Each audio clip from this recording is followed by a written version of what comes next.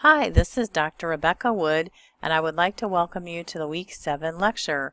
This week we are going to be talking about writing and learning and how we can use those skills in our future endeavors. And why do we write research papers? Research papers were not just invented to make our lives miserable. Research papers are in existence because we need to be able to produce a thoughtful, well-documented paper, and those are required by most programs and most universities and colleges, especially here at SLU, and I know that for a fact.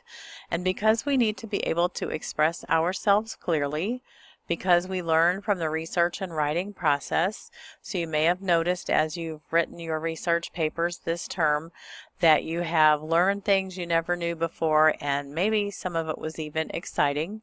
And because we can use the communication skills we develop at the university in our workplace, which could actually help us to be more successful in the long run. What can we learn from research?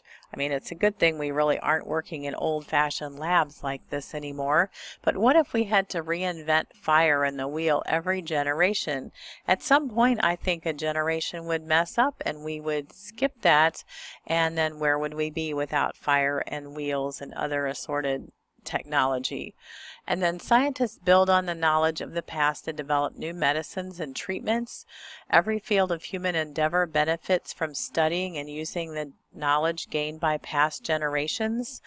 And if we learn to research effectively, that can save us a great deal of time because we can build on the knowledge of other scholars. Now, teaching what you've learned. If you've never done any formal teaching, I'm sure you've done some informal teaching. And one of the best ways to learn is to prepare to teach that material. You'll find out that nothing is a better motivator than needing to know your material so that you can impart it to others and, of course, not embarrass yourself in the process. And as you research, test, and write so that you will be able to explain clearly what you're teaching, the depth of your knowledge will increase greatly. And a similar process happens when you write a research paper about your topic. And some students in this class and others find that they truly love their field of study when you start researching it more thoroughly. And then you can capitalize on your knowledge and write your own story. Find a way to take the skills you've learned here at SLU SPS and go forward and learn to use your careful research and communication skills to do better at any career. Communicating what you know and discovering ways to find out what you don't know are very important skills. In fact, many fields depend on accurate fact-finding and report writing, especially law enforcement. Officers have to find out and detectives have to find out what really happened and then write it up in a coherent manner so that the case can go forward. Information technology depends on researching solutions and documenting them for future issues.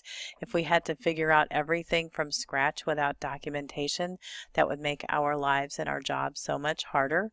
And then the field of medicine depends on research and communication. We want our physicians and other medical professionals to stay current in their knowledge.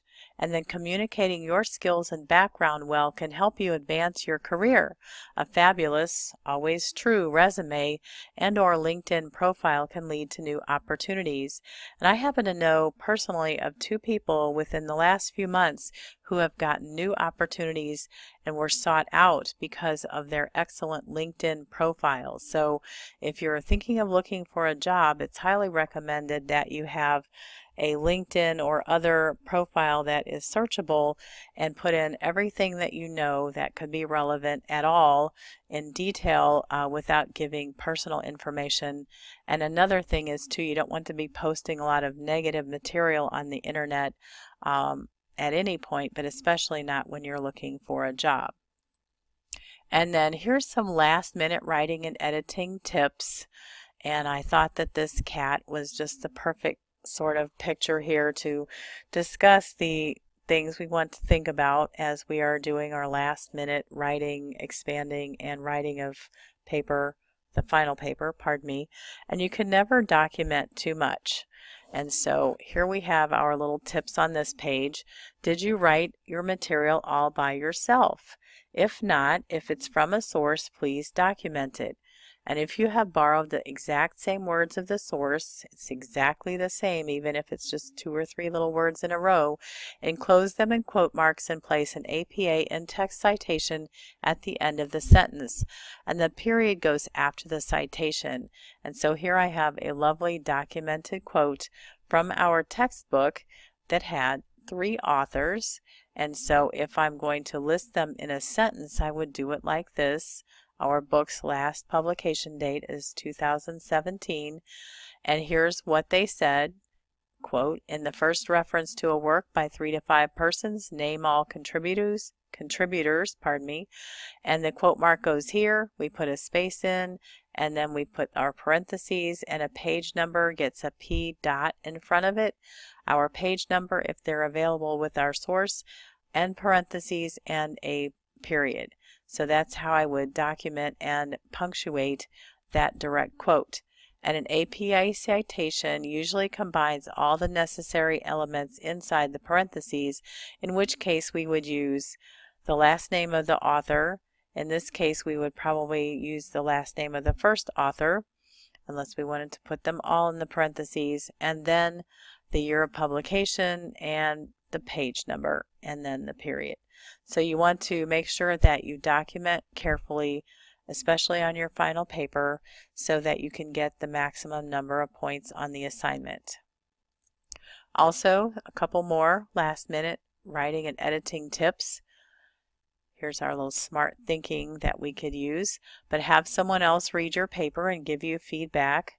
You can try that smart thinking tool. It's free to use, and your tuition and fees help pay for it, and they can help read over your material or assist you with your papers.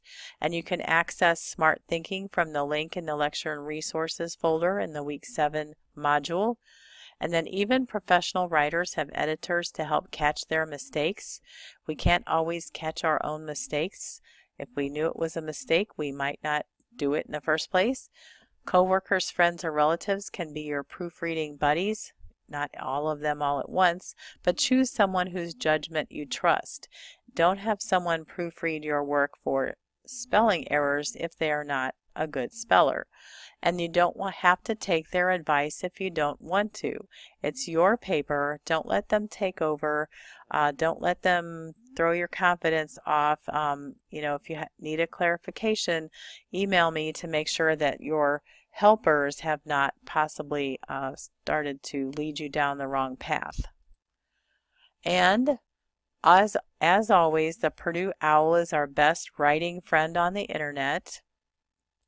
And here is a sample reference page, and this is based on our Little Seagull handbook, and it goes back to the in-text citation.